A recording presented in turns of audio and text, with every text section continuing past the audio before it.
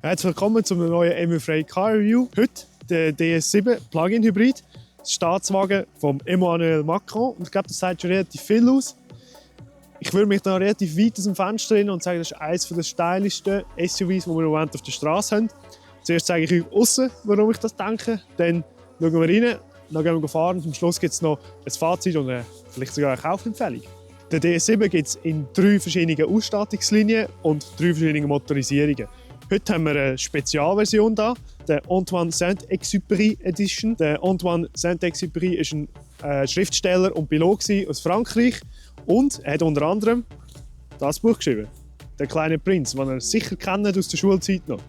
Und im ganzen Auto verstecken sich so kleine Hinweise zum Schriftsteller, finde ich noch einen recht gelungenen Touch. Die 3 Ausstattungslinien, die ich vorher erwähnt habe, sind Palace als die tiefste Variante, dann Etoile und nachher Performance, jeweils mit ein bisschen mehr Zusatzfeatures. Und Top-Version mit allen Ausstattungsmöglichkeiten. In einer limitierten Version gibt es noch die Linie Noir.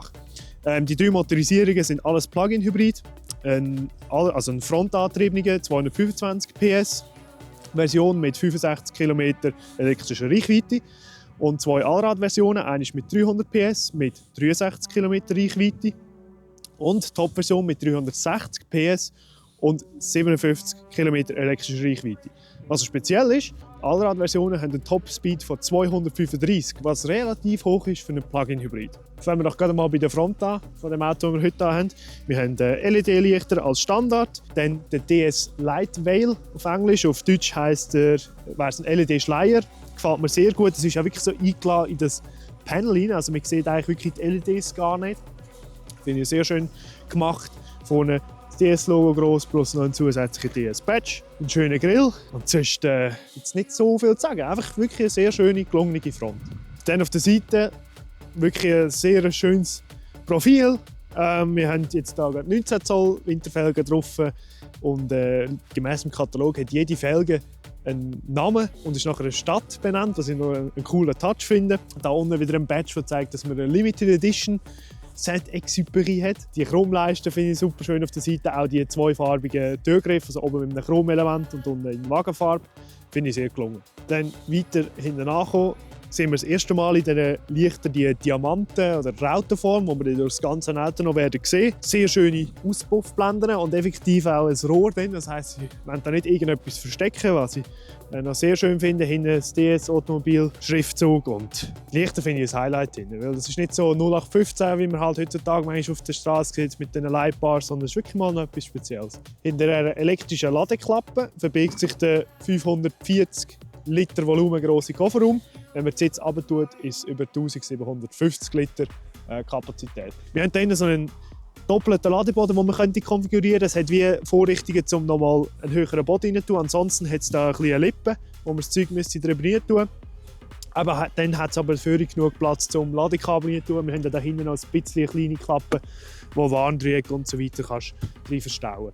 12 Volt Lademöglichkeiten auch da hinten, plus so Hebel, wo man den Sitz kann, manuell runterlassen.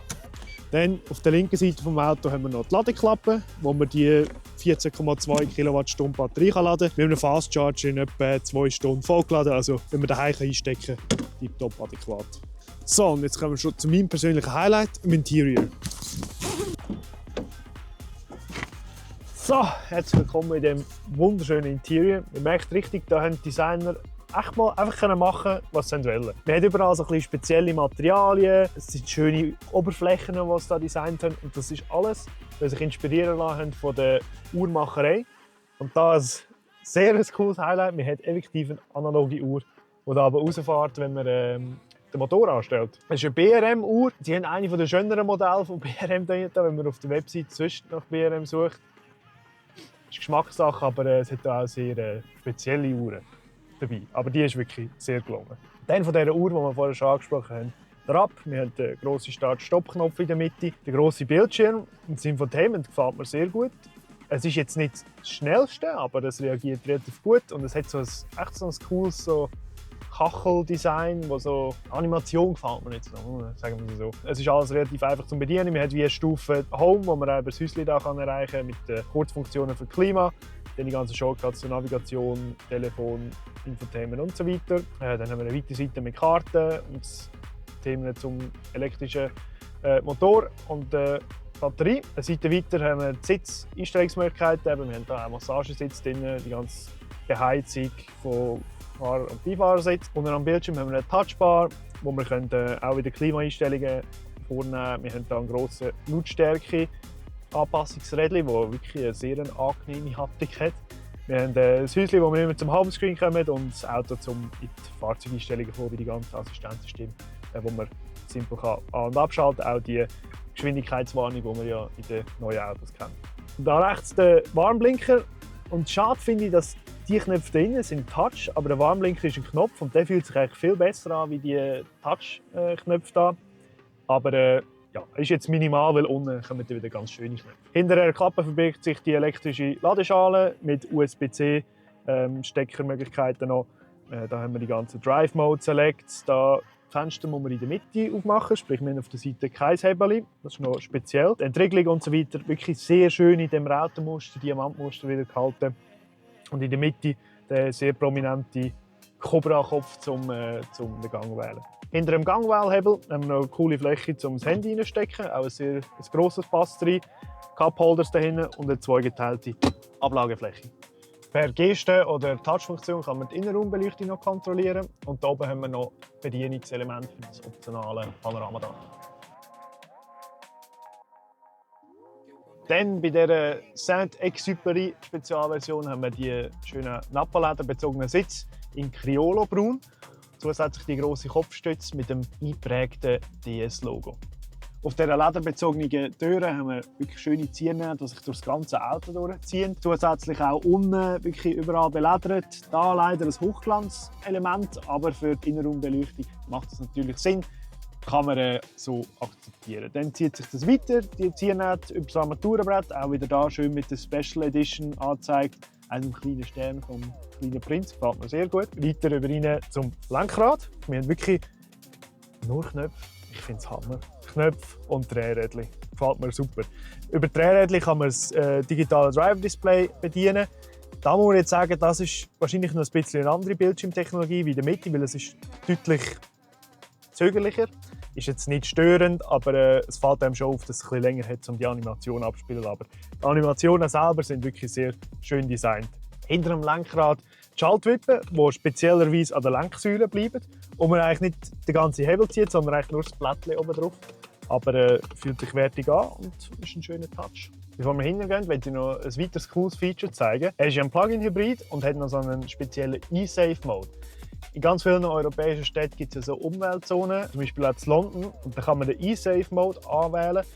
Und dann kann man sagen, wie viele Kilometer elektrische Reichweite er soll immer speichern. Das heisst, wenn ich weiss, ich komme etwa 20 Kilometer weit, kann ich in so eine Zone reinfahren und ich bin beruhigt. Ich komme auch ganz sicher wieder raus und muss nicht irgendwie einen Bus zahlen. Das finde ich noch wirklich ein gelungenes Feature. Dann auch hinten wieder die Türen schön beledert mit dieser Ziernaht, die sich von vorne bis da hinten durchzieht. Wir haben das Focal-Soundsystem, das Beste mit 14 Lautsprechern, das exzellent tönt.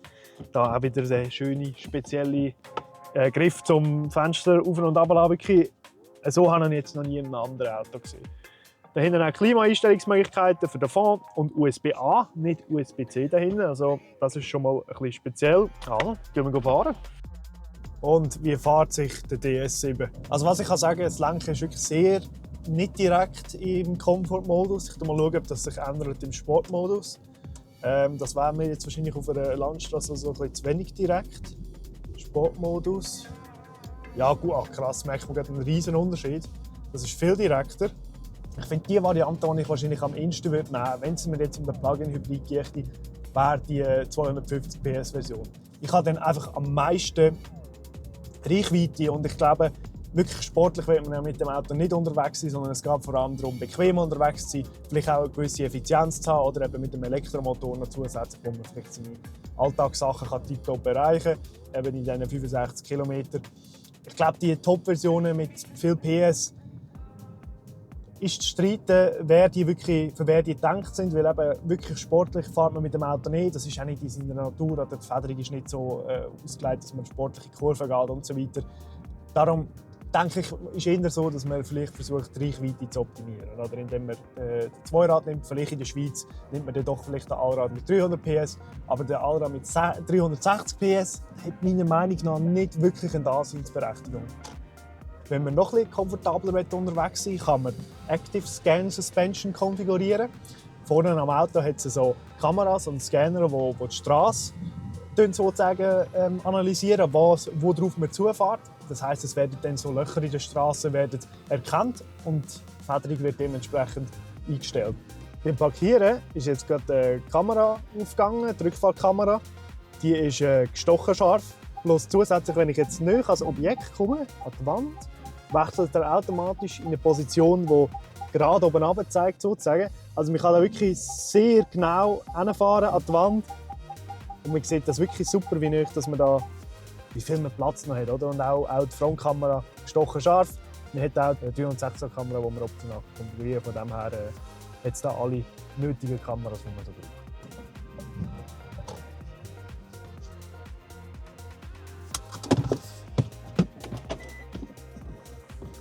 So, kommen wir zum Fazit. Der DS7, meiner Meinung nach ein absolut super durchdesigntes Auto. Für mich ein Highlight, das Interior. Also ich glaube, im ähnlichen Preissegment findet man kein solches Interior, das so speziell und so schön designt ist. Ich glaube, vor allem in der Hybrid-Variante als Plug-in-Hybrid kann man ihn absolut empfehlen. Er fährt super bequem, er ist kein Sportler, aber zum Reisen ein Top-Auto. Vor allem in dieser Saint-Exupéry-Version finde ich ihn wirklich cool gemacht, mit diesen alles kleinen Touches, die sie sich überlegt haben, und sicher eine coole Persönlichkeit, um ein Auto drumherum zu machen. Preislich mit der Palace-Version starten wir bei 44'900 aufwärts. Die Top-Version gibt es für 65'400 aufwärts. Und so wie er da steht, für 57'200 aufwärts. Das war es vom Car Review. Schaut nächste Woche wieder vorbei, abonniert den Kanal und wir sehen uns.